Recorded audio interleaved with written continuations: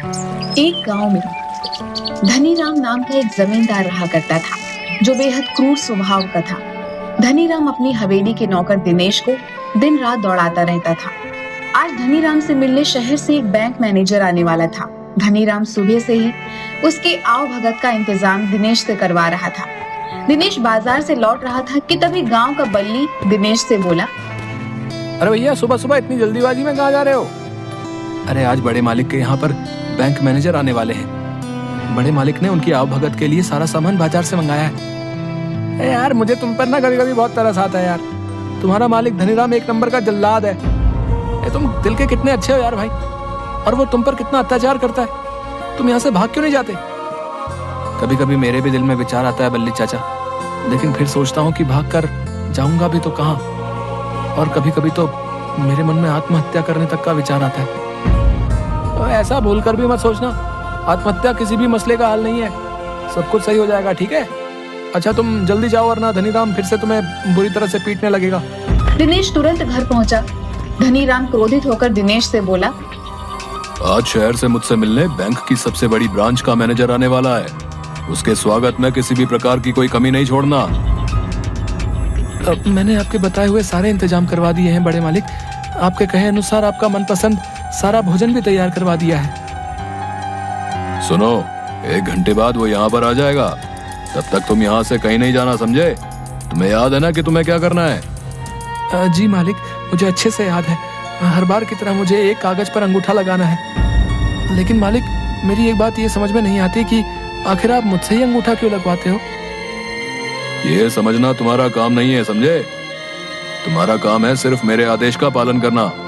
दिनेश वहां से चला गया कि तभी धनीराम की 22 वर्षीय पुत्री सीमा वहां पर आकर बोली, क्या कर रहे हो दिनेश? कुछ नहीं, आज शहर से बैंक मैनेजर बड़े मालिक से मिलने आने वाले हैं। मैं किचन की सफाई कर रहा था छोटी मालकिन। तुमसे कितनी बार कहा है मुझे सिर्फ सीमा बोला करो। अब मुझे ये बताओ कि तुम पिताजी से हमारे विवाह की बात कब करोगे? सीमा की बात सुनकर दिनेश गहरी सोच में डूब गया। दरअसल सीमा और दिनेश बचपन से एक दूसरे से प्रेम करते थे। दिनेश बचपन से ही धनीराम के घर पर ही रहा करता था। उन दोनों के प्रेम प्रसंग के बारे में धनीराम अभी तक अनजान था। क्या सोच रहे हो? आखिर कब तक हम दोनों एक दूसरे से छुप छुप कर मिलते रहेंगे? और फिर कब तक तुम सबके सामने मुझे छोटी मालकिन कहकर पुकारते रहोगे? अब तुम तो जानती हो सीमा कि बड़े मालिक ने ही मुझे पाल पोस कर बड़ा किया है। मुझे डर लगता है कि अगर कहीं मैंने हम दोनों की विवाह की बात उनसे कही तो वो कहीं मुझे जान से ही ना मार दे। आखिर तुम्हारी और मेरी हैसियत में जमीन आसमान का अंतर है। दिनेश, ये सब तो तुम्हें मुझसे प्रेम करने से पहले सोचना चाहिए था ना। मुझे कुछ नहीं पता। अगर तुम पिताजी से बात नहीं करोगे तो मैं स्वयं जाकर उन्हें बता दूंगी। और अगर मेरा विवाह तुमसे नहीं हुआ तो फिर मैं जीवन भर कुमारी ही रहूंगी। इतना कहकर सीमा वहां से चली गई। कुछ ही देर बाद बैंक मैनेजर धनीराम के घर आ पहुंचा और धनीराम बैंक मैनेजर की आवभगत करने लगा। और हमेशा की तरह धनीराम बैंक मैनेजर के सामने दिनेश से बहुत ही प्यार से बात कर रहा था, मानो दिनेश उसका नौकर नहीं बल्कि उसका पुत्र हो। अचानक बैंक मैनेजर बोला, मैंने तुम्हारे जैसा ईमानदार व्यक्ति कभी नहीं देखा। तुमने तो बिल्कुल अपने ही बेटे की तरह पाल पोस कर बड़ा किया है। भला आज के जमाने में इतना ईमानदार कौन होता है? बैंक मैनेजर की बात सुनकर धनीराम अचानक चौंक गया, क्योंकि इससे पहले उसके सामने ऐसी बात कभी भी नहीं बोली गई थी। अब आपको क्या बताऊं बैंक मैनेजर साहब, जो कुछ भी है सब दिनेश का ही है। मैं तो बस उसका एक छोटा सा नौकर हूँ। नहीं नहीं, ऐसी बात नहीं है धनीराम जी। आपने तो अपना पूरा कर्तव्य निभाया है। आज के जमाने में कोई किसी के लिए इतना नहीं करता जितना कि आपने इस लड़के के लिए किया। तभी धनीराम दिनेश की ओर देखकर बोला, अरे दिनेश, मैं तो भूल ही गया। हमारे बैंक मैनेजर को हमारे गांव के बिरजू हलवाई की रबड़ी बहुत पसंद आती है। उसे तो मैं मंगाना ही भूल गया। जाओ, जाकर बिरजू हलवाई की दुकान से रबड़ी ले आओ।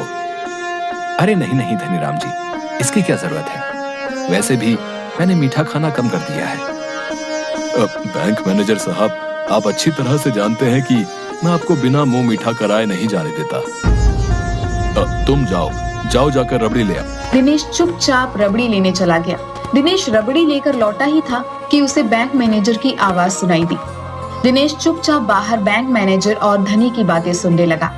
बैंक मैनेजर धनीराम को बोल रहा था, आपने दिनेश की परवरिश बहुत अच्छी तरह से की है धनीराम जी, लेकिन मेरी एक बात समझ में ये नहीं आई कि आपने उसे पढ़ाया लिखाया क्यों नहीं। जब वो कागज पर अंगूठा लगाता है तो मुझे बहुत ज्यादा अफसोस होता है। आपको उसे पढ़ाना लिखाना भी चाहिए था। अब आपको क्या बताओ बैंक मैनेजर साहब, बगैर माँ बाप का ये लड़का था, इसका पढ़ाई में मन नहीं लगा और मैं दिनेश पर ज्यादा दबाव भी नहीं डाल सका। वो क्या है ना बैंक मैनेजर साहब कि मैं दिनेश की आंखों में आंसू नहीं देख सकता, क्योंकि उसके माता पिता के मुझ पर बहुत ज्यादा एहसान है, इसीलिए वो अनपढ़ ही रह गया। और वैसे भी पढ़ाई लिखाई से आखिर दिनेश को क्या फायदा होने वाला है, सब कुछ उसी का ही तो है। बात तो आपकी सही है धनीराम जी, लेकिन फिर भी शिक्षा बहुत ज्यादा जरूरी होती है। अब दिनेश बड़ा हो गया है, कम से कम उसे इतना तो पढ़ा लिखा दीजिए कि वो सिग्नेचर करना सीख जाए। और हाँ, नदिया पर गांव में आप दिनेश को ले जाने वाले थे, आप वहां की जमीन जो हटाने वाले थे। मैं इसी बारे में आपसे बात करना चाहता था। क्या दिनेश को नदियापुर गांव ले जाना जरूरी है क्या? ऐसा नहीं हो सकता कि नदियापुर गांव सिर्फ हम दोनों जाएं और हमेशा की तरह दिनेश से अंगूठा लगवा लिया जाए। आखिर सब कुछ दिनेश की मर्जी से ही हो रहा है। अगर आपको विश्वास न हो तो आप दिनेश से पूछ लीजिए। ये कैसी बातें कर रहे हैं आप? मुझे आप पर पूरा विश्वास है। आप बगैर दिनेश की मर्जी के कुछ भी नहीं कर सकते। दिनेश उन दोनों की बातें सुनकर बुरी तरीके से हैरान रह गया कि तभी धनीराम की नजर दिनेश पर पड़ गई। अरे दिनेश, तुम बाहर क्यों खड़े हुए हो? अंदर आओ। तुमने बताया नहीं कि तुम रबड़ी लेकर आ गए। दिनेश ने चुपचाप रबड़ी धनीराम के हाथ पर थमा दी। धनीराम ने हमेशा की तरह एक सादा पेपर दिनेश के सामने रख दिया। दिनेश उस सादा पेपर पर अंगूठा लगाया। बैंक मैनेजर के जाने के बाद धनीराम क्रोधित होता हुआ दिनेश के पास आकर बोला, तो अब तेरी हिम्मत यहाँ तक बढ़ गई कि तू छुप छुप कर हमारी बातें सुने? नहीं बड़े मालिक, मैंने आप दोनों की कोई बात छुप कर नहीं सुनी। अगर बातें छुप कर नहीं सुन रहा था तो बाहर खड़ा क्या कर रहा था? तुझे रबड़ी लेकर सीधे अंदर आना चाहिए था। इतना कहकर धनीराम एक लाठी लेकर आया और दिनेश को पीटने लगा। दिनेश दर्द से कराहता हुआ बोला, मेरी बात का विश्वास कीजिए मालिक, मुझे मत मारिए, मुझे बहुत दर्द हो रहा है मालिक। अगर दर्द हो रहा है तो उसे बर्दाश्त कर। मत भूल, तेरे शरीर से जो खून निकल रहा है उस पर भी मेरा अधिकार है। अरे तेरी माँ ने तो तुझे पैदा होते ही कूड़े के ढेर में फेंक दिया था। मैं तुझ पर तरस खाकर तुझे कूड़े के ढेर से उठा कर लाया। और तेरी इतनी हिम्मत कि तू हमारी छुप छुप कर बातें सुने। मत भूल कि तू सिर्फ एक नौकर है और कुछ नहीं।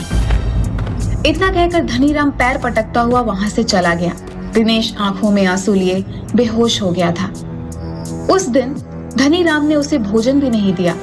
दिनेश रात के समय भूखा पेट अपने गले में एक लॉकेट को देखकर रोता रहा, जो उसकी माँ की आखिरी निशानी थी। आखिर तुम मुझे छोड़कर क्यों चली गई माँ? मुझे तुम्हारी बहुत याद आती है। क्यों तुमने मुझे पैदा होते ही मार नहीं दिया? कम से कम मुझे ये सब तो नहीं झेलना पड़ता। कुछ महीने ऐसे ही बीत गए और एक दिन दिनेश कमरे की सफाई कर रहा था कि तभी सीमा वहां पर आ गई। तुम्हें कुछ पता है दिनेश, पिताजी ने मेरा रिश्ता पक्का कर दिया है। तुम आज ही पिताजी से हमारे विवाह के बारे में बात करोगे। मैं चाहकर भी ऐसा नहीं कर सकता सीमा। तुम्हारे पिताजी ने कुछ महीने पहले ही मुझे कितना पीटा था। तभी धनीराम वहां पर आ पहुंचा और क्रोधित होता हुआ दिनेश की ओर देखकर बोला, नमक हराम, जिस थाली में खाता है उसी थाली में छेद करता है। सबके सामने मेरी बेटी को छोटी मालकिन बोलता है और उसका अकेले में फायदा उठाता है। नहीं, ऐसी कोई बात नहीं है बड़े मालिक। मैंने कभी भी छोटी मालकिन को गलत नजर से नहीं देखा और मैं और छोटी मालकिन एक दूसरे से प्रेम करते हैं। प्रेम करने से पहले अपनी एक बार औकात तो देख लेता कि कहाँ तू और कहाँ हम। और सीमा, तुम्हें जरा भी लज्जा नहीं आई?